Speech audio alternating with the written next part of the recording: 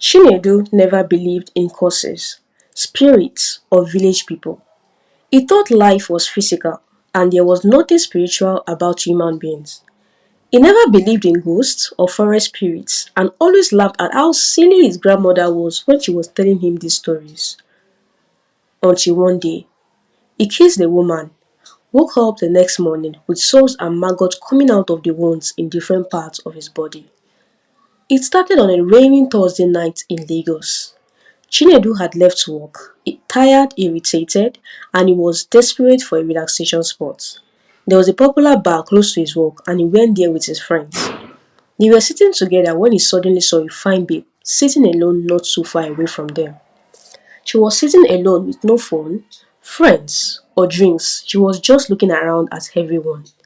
Chinedu knew there was something weird and suspicious about her. Her name was Amara. She was a very beautiful woman with soft voice and a bright smile. Chinedu approached her and he started the small talks, asking her questions about how she was, who she was, and why she was in town. At some point, he noticed something very strange. Every time someone passed beside her, they froze as if a slight cold hit their body, or they suddenly entered a cold room with AC after taking a very cold shower. And when she looked at him, it felt as if she could see through him. Eventually, his friends started to leave the bar one by one, and he was left alone with her. By 10 p.m., he was preparing to leave and he offered her a ride. But she said, "No, my house is very close to this place, and it is just a trekkable distance." When they got outside, she kissed him, left, and that was the last he saw of her. It was a long express road, and normally nobody should be able to walk that fast. But Chinedu looked around and never saw her again. But he didn't think much of it. He entered his car and drove home. And then morning came. At first, he didn't feel like anything serious, just a small sore on his lips. Then he started having this little headache and small body pains. He went to work that day and that was when the biggest problem started. By evening, it wasn't just his lips anymore. Small sores started appearing on his neck, his arms, his chest. He called his friends and they were all shocked at what they were seeing. They bought drugs and took him to the hospital.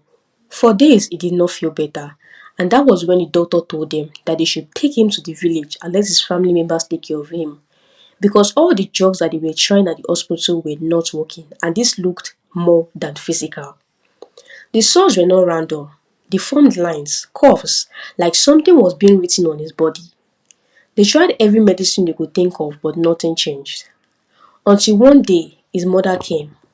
Mrs. Veronica was a very traditional woman. She entered into the room, saw her son lying on the floor, and knew exactly what had happened. But there was a problem. To find the girl has to be found.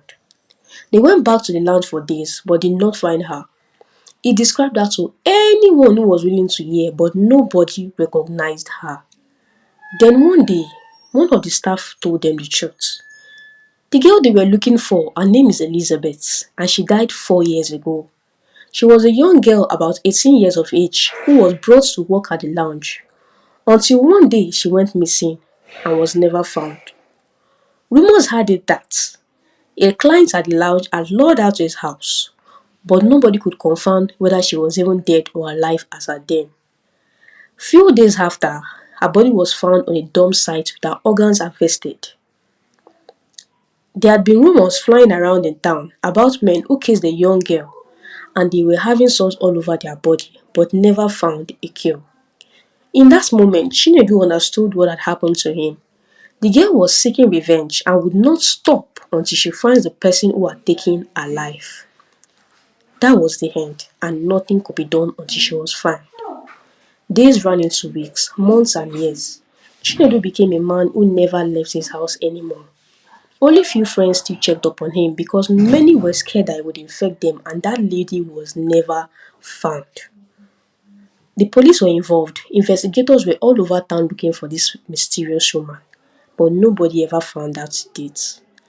This story teaches us the importance of being alert and socially conscious. It is not every human you meet that is actually human. Be prayerful and watchful at all times.